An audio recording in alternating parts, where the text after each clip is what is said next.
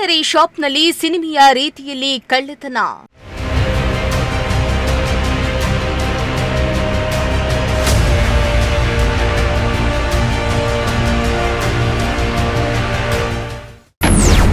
ತಿಜೋರಿ ಸಮೇತ ಲಕ್ಷಾಂತರ ಮೌಲ್ಯದ ಚಿನ್ನಾಭರಣ ಲೂಟಿ.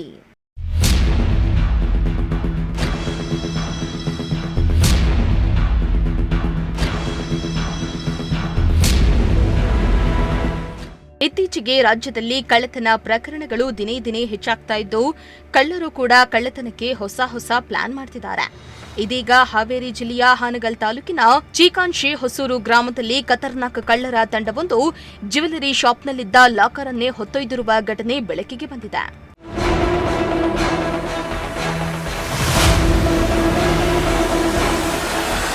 ಹೌದು, ಅಣ್ಣಪ್ಪ ಭಜಂತ್ರಿ ಎಂಬುವವರಿಗೆ ಸೇರಿದ ಶಾರದಾ ಜ್ಯುವೆಲರ್ಸ್ ಶಾಪ್ನಲ್ಲಿ ಈ ಕಳ್ಳತನ ನಡೆದಿದ್ದು, ಮುಖಕ್ಕೆ ಮಾಸ್ಕ್ ಧರಿಸಿ ಬಂದ ಖತರ್ನಾಕ್ ಕದ್ದೀಮರ ಗ್ಯಾಂಗೊಂದು ಮೊದಲು ಸುತ್ತಮುತ್ತಲಿನ ಅಂಗಡಿಗಳ ಸಿಸಿಟಿವಿ ಕ್ಯಾಮೆರಾಗಳನ್ನು ಧ್ವಂಸಗೊಳಿಸಿ ಬಳಿಕ ಜ್ಯುವೆಲರಿ ಅಂಗಡಿಯ ಶಟರ್ ಹಾಗೂ ಕಬ್ಬಿಣದ ಗೇಟ್ ಬಾಗಿಲನ್ನ ಬೀಗಗಳನ್ನು ಕಟರ್ ಸಹಾಯದಿಂದ ಕಟ್ ಮಾಡಿ ಅಂಗಡಿಯೊಳಗೆ ನುಗ್ಗಿದ್ದಾರೆ. ಬಳಿಕ ಅಂಗಡಿಯೊಳಗಿದ್ದ ಚಿನ್ನ ಹಾಗೂ ಬೆಳ್ಳಿ ಆಭರಣಗಳನ್ನು ಇಡಲಾಗಿದ್ದ ಲಾಕರ್ ಅನ್ನೇ ಎತ್ಕೊಂಡು ಬುಲೆರೋ ಪಿಕಪ್ ವಾಹನದಲ್ಲಿ ಪರಾರಿಯಾಗಿದ್ದಾರೆ.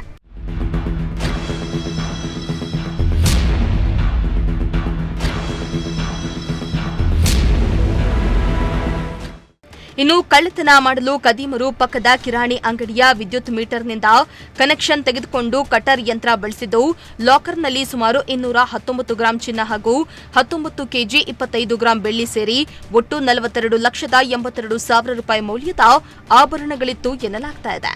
ಇನ್ನು ಈ ಕದೀಮರು ಅಂಗಡಿಯ ಸಿಸಿಟಿವಿ ಕ್ಯಾಮೆರಾಗಳನ್ನು ಒಡೆದುಹಾಕಿ ಅಂಗಡಿಯೊಳಗಿದ್ದ ಮತ್ತೊಂದು ಸೀಕ್ರೆಟ್ ಕ್ಯಾಮೆರಾದಲ್ಲಿ ಕಳ್ಳತನದ ದೃಶ್ಯಗಳು ಸೆರೆಯಾಗಿದೆ.